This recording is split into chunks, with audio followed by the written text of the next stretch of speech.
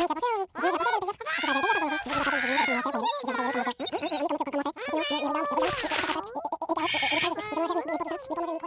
m'appelle Edwin Alia, je suis productrice depuis, on a créé Ikifilm en 2011. Ça fait 6 ans que je produis. On a des animatrices Agnès Patron et Cerise Lopez, qui sortaient des Arts Déco, à qui on a recommandé de venir nous voir parce qu'elles avaient envie de travailler, étant elles-mêmes jeunes réalisatrices, elles avaient envie de travailler avec des jeunes productrices et elles sont venues nous voir avec un projet de Julienne. On a adoré le projet, donc on est parti sur ce film. On s'est rencontrés début 2012 et on l'a terminé début 2015. La technique qu'ont utilisée les filles elles-mêmes ne la connaissaient pas. Elles voulaient faire, elles utilisaient le fusain en faisant comme de la gravure sur bois et en faisant en négatif les choses. Enfin, c'était quelque chose qu'elles ont voulu tester. Comme c'était un conte inuit qui était adapté, du coup l'animation pour nous c'était parfait dans notre imaginaire en fait, comme technique, l'animation. En fait, on avait 2 mois de prépa et il fallait absolument qu'elles testent leur technique parce que elles ont dû voir si elles allaient rétroprojeter des choses ou pas. Il y a aussi de l'intégration vidéo, il y a des photos intégrées, il y a énormément de choses et pour que tout marche et pour que tout se lie très bien, elles avaient besoin de tester. Après Julienne, on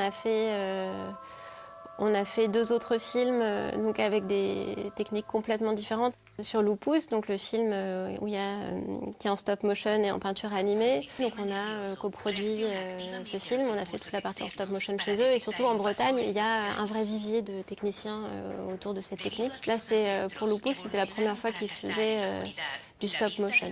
Comme mon associée est mexicaine et moi j'habite en Espagne, on parle toutes les deux couramment espagnol, ce qui est aussi assez important quand on a des discussions artistiques sur un film ou même technique en fait, pour savoir qu'on comprend exactement et les intentions de l'auteur et ce que concrètement il avait envie qu'il y ait de la matière.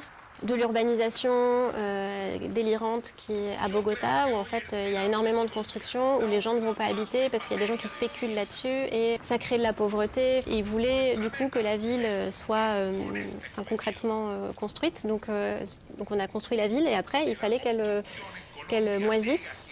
Et on avait qu'une seule chance de le faire en fait parce qu'une fois que la ville était construite et détruite, on n'allait pas la reconstruire, on avait 1 mois, on n'avait pas non plus un budget illimité, donc c'était super. Gusla ou les malins d'Adrienne Novak, donc c'est une histoire qui se passe en Pologne. Adrienne est française, elle vit en France, mais depuis ses 18 ans en fait elle a grandi en Pologne, elle est polonaise. Donc tout le monde lui parlait du communisme et elle savait pas, quand elle est arrivée en France, les gens disaient c'était comment le communisme, mais comme elle a ses souvenirs commencent après, du coup elle a eu l'envie d'aller chercher des histoires dans sa famille de communisme. Et donc l'idée, c'est qu'elle a fait des enregistrements, elle est allée interviewer des gens. Elle s'est dit que pour les Polonais, en fait, le communisme, c'était quelque chose comme un esprit. Donc elle a travaillé les décors au pastel et l'animation au crayon de couleur. Dans le film, ça se voit, les dessins, les traits ne sont pas du tout égaux, mais c'est ce que la réalisatrice voulait. Donc du coup, on a 2 projets en développement, Mouton Loup et Tasse de thé de Marion Lacour et Riviera de Jonas Schlesing. C'est encore 2 autres techniques. Le projet de Marion, c'est de la peinture animée, c'est de la peinture sur verre et sur cellulo. Je dirais comme des vitraux animés en fait, parce que c'est des couleurs comme ça sur du noir, c'est vraiment très beau. Donc, Riviera, Jonas anime sous TV Paint et tous les décors sont faits à la main. On coproduit le film avec Novanima.